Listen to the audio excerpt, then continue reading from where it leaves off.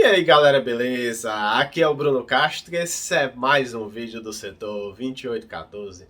E pessoal, vocês devem estar sabendo que vai sair um filme do Besouro Azul lá na HBO Max, mas talvez não saibam que vai ser o Jaime Reyes o protagonista, né? Ele é o terceiro Besouro Azul.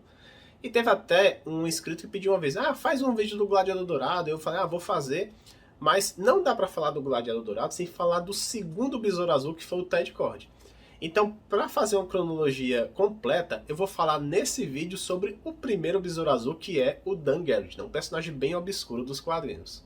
E vamos então começar pelos bastidores de como surgiu esse personagem. Primeiro, vale a pena mencionar um cara chamado Victor Fox, né? Na verdade, ele era um colorista na época e era mais ou menos uma personificação de um explorador dos quadrinhos. Assim, o explorador que eu falo é no mau sentido mesmo, né? Porque ele não ligava em plagiar as coisas, ele sempre ameaçava os artistas, editores a fazer trabalho sujo.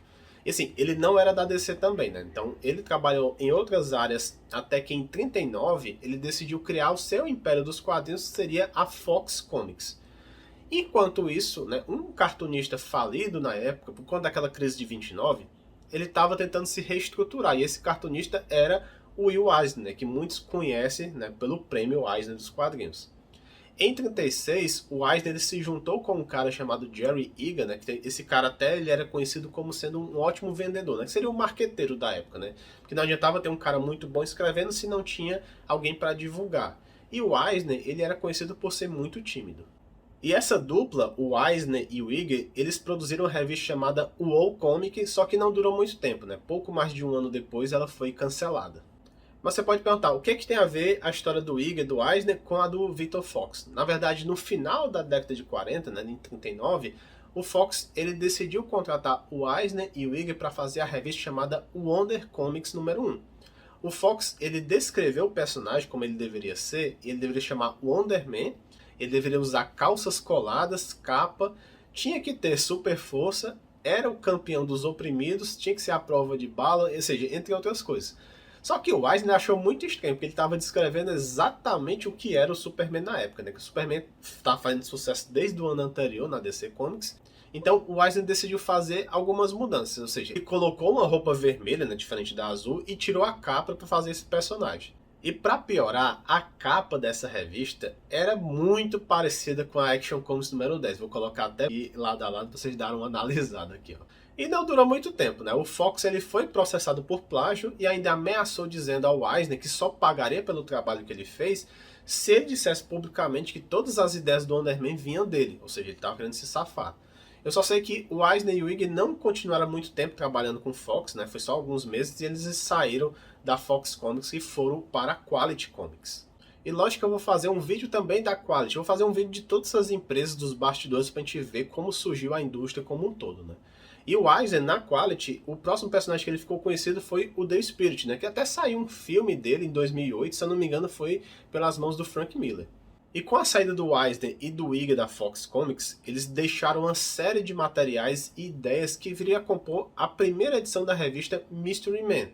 E foi nessa edição que conhecemos a primeira história do Besouro Azul. Você pode até perceber que todas as revistas do Besouro Azul estão acreditadas a um nome chamado Charles Nicholas, né, que seria um pseudônimo de Charles Nicholas Wachowski, mas depois virou um nome geral para qualquer escritor que viesse a trabalhar com Besouro Azul ia colocar esse nome nas revistas.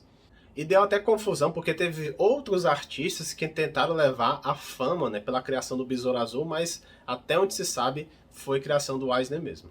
Após falar esse contexto histórico dos bastidores, vamos falar aqui da primeira história do Besouro Azul, que tem somente 4 páginas. Aqui temos o Dan Garrett, né, que seria um policial que um certo dia presencia o assassinato de um banqueiro. E antes de morrer, esse banqueiro fala que foi a gangue dos Máscaras Brancas que fez isso com ele. O Dan Garrett até descobre que a filha desse banqueiro ainda estava sendo sequestrada, né, então ele vai tentar salvar. Daí o Dan veste a roupa de besouro azul e esse primeiro uniforme nada mais é do que um terno azul que tem um besouro no lugar da gravata. Ele usa também uma máscara branca tapando somente os olhos e um chapéu preto. No fim, ele termina derrotando essa gangue, salva a garota e tudo mais, mas só para contar mais ou menos como seria esse primeiro uniforme. Claramente vocês estão vendo aqui que essa não é uma história de origem, né? O Besouro Azul já era um vigilante conhecido e claramente muito copiado do conceito do Besouro Verde. tanto na questão do visual como na maneira de agir, né? O fato dele ter um carrão assim muito poderoso para ele fazer as missões, dele ter inventado alguns equipamentos. A única diferença é que ele não tinha uma ajudante, né? Porque o Besouro Verde tinha. E um detalhe interessante nessa história é que antes de ele entrar no esconderijo dos bandidos, ele coloca de alguma forma na mesa lá deles um besouro azul pequeno. Isso vira a marca dele porque ele usa para deixar os bandidos com medo, né? Meio que anunciando que daqui a pouco ele tá chegando. Então parece uma maneira que como o Batman agiria mais ou menos hoje em dia, né? Tentar ganhar pelo medo dos bandidos. E uma coisa também que vale comentar nessa edição é que ele usava um telefone wireless, né? Seria a primeira ideia do celular. Não sei se já teve ideias antes, né? Mas eu achei interessante comentar. Na segunda revista, na Mystery Comics número 2, o Fox, com medo de um outro processo que nem ele recebeu com o Wonder Man, ele decidiu mudar totalmente o uniforme do Besouro Azul, né? Então agora seria um colã azul, completamente azul, sem nenhum detalhe de outra cor. E a única parte do corpo que aparecia seria o rosto dele sem máscara. Além disso, tinha um desenho de um besouro azul atravessado aqui no peito e tal. Mas na edição seguinte já tiraram esse desenho, então o negócio todo ficava mudando. E ele também tinha duas antenas na cabeça que até lembravam um pouco o uniforme do Chapolin, né? Na edição 3, ele foi adicionado um cinto amarelo ao seu traje e uma máscara preta cobrindo seus olhos, né? E na edição 5 foi adicionado um pequeno besouro na testa dele, né? Então esse seria o uniforme final, né, depois de 5 edições daí pra frente. E na edição 7 da Mystery Comics, finalmente o Besouro Azul ganha a devida importância, né? Então ele ganha a capa dessa revista e agora a sua história tá no início, porque antes essa revista tem mais ou menos 8 a 10 histórias diferentes e ele sempre ficava lá pelo meio, então agora ele tá lá primeira para todo mundo ler. E no inverno de 40, o Besouro Azul ganha o seu título próprio, na revista própria, e aposto também que ninguém sabia dessa informação, porque ele foi o terceiro super-herói a ganhar a revista própria, só perdendo justamente para o Superman e depois para o Amazing Man, né, que viria depois a ser um personagem da Marvel. E aqui finalmente conhecemos a origem do personagem. E aqui mostra que o Dan Garrett é filho de um policial irlandês chamado Michael Garrett. A mãe dele não menciona nessa revista o nome dela, assim, e ela morre quando ele era pequeno, mais ou menos uns 8 anos, né? E isso fez com que o Dan amadurecesse mais rápido que as outras crianças da sua idade. Quando ele completou 18 anos, ele disse, né, que queria também ser um policial que nem seu pai. Só que o Michael, né, o pai dele, ele queria que o filho fosse para a faculdade. Então o Dan fez isso, ele consegue uma bolsa, ele vai para a universidade, a State University, e lá ele vira um ótimo jogador de futebol americano, também ele vira um campeão de boxe. Então ele era uma pessoa bem completa nesse sentido. E até que um dia ele recebe um telegrama notificando que seu pai se machucou gravemente, né, no trabalho. O Dan até consegue se despedir, ele vai até lá no momento lá que está meio moribundo o pai dele, e após terminar a faculdade ele decide entrar para a polícia para se vingar das pessoas que assassinou seu pai. Então até o Dan decide virar o Besouro Azul por conta disso, né? Ele consegue depois realizar a sua vingança. Como curiosidade, na revista Besouro Azul número 2, a luva do personagem fica amarela, né? Na capa da primeira edição já estava, mas dentro da história não. E na edição número 9, tanto a luva como o cinto ficam vermelhos. Então cada vez ele estava um pouco mais parecido com o Superman de novo, né? Até a versão civil do Dan Garrett, ele começou a se vestir parecido com o Clark também. Só que assim, o Besouro Azul até agora não tinha poder, era só um homem comum. Só que na edição número 4, o Dan acaba sendo ferido, né, com alguns tiros, e ele estava prestes a morrer no hospital. Aí ele recebe a visita de um farmacêutico que dá uma pílula chamada Vitamina 2X, né, que salva a sua vida e ainda lhe dá super força, cura mais rápida, maior velocidade e sentidos mais apurados, né? Então ele acaba ganhando esses poderes aí. Ah, também teve uma maior inteligência também. Os efeitos da vitamina 2X são temporários e sempre que ele precisa ele vai até a casa desse farmacêutico, que é o Dr. Franks, para pegar mais pílulas. É engraçado que ele nunca guarda as pílulas para emergência, ele sempre tem que pegar de uma em uma, né? E também nessa edição eles mencionam que o uniforme dele é a prova de balas. E vocês perceberam que várias vezes eu estou citando que o Fox sempre fazia essas cópias, né? Principalmente em relação ao Superman. Então tudo que era sucesso com o Superman, ele copiava e fazia a versão dele, né, para o Besouro Azul.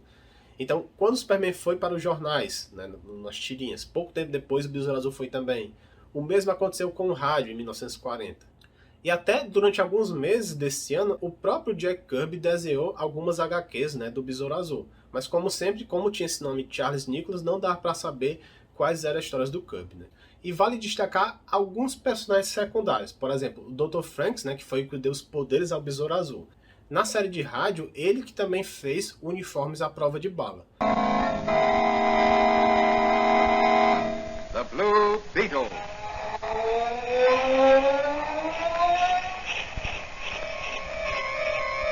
Tem também outro personagem que é o Mike Manningen, que seria um policial parceiro do Dan, que também foi o parceiro do pai do Dan, né, do Michael. Ele não gosta do Besouro Azul pelo fato dele ser um vigilante, então aquele bem estereótipo também de HQs, né. A próxima seria a Joan Mason, né, que seria o interesse amoroso do Dan Garrett, né. Algumas pessoas até falam que era uma cópia da Lois Lane, né, e essas pessoas estão corretas. Primeiro que a Joan tinha essa habilidade de sempre se meter em perigo para ser salvo pelo Besouro Azul, e segundo que ela era repórter do jornal The Daily Blade. Até um pouco mais depois, né, nós vemos a Joan em aventuras solos como repórter, e em uma da revista aparece que ela trabalha justamente no Planeta Diário, né. Depois até fala que o pai dela é militar e tal. O pessoal tinha até a teoria que o Victor Fox fazia essas coisas de propósito para se vingar da DC que ela fez o Wonder Man sair de circulação, né. E por fim tinha o Spark, né, que foi o ajudante do Besouro Azul e tinha até um uniforme bem semelhante a dele, mas com as pernas de fora. Também parecido com o que o Robin tinha na época, né. O Spark aparece primeiro na Besouro Azul número 15, apesar dele já estar na capa da 14, era bem bagunçado isso aí, né. Então ele deixa de aparecer lá na edição número 30, então dura pouco tempo, e durante uma época ele até abandonou esse uniforme que ele estava usando e começou a ajudar o Besouro Azul com roupa de civil mesmo. E como curiosidade, na edição 17, eles mudaram o nome de Spark para Spunk do nada, então era muito bagunçado. Bom pessoal, então é isso. Se você gostou desse vídeo, já deixa o like, se inscreve no canal. Até a próxima semana e valeu!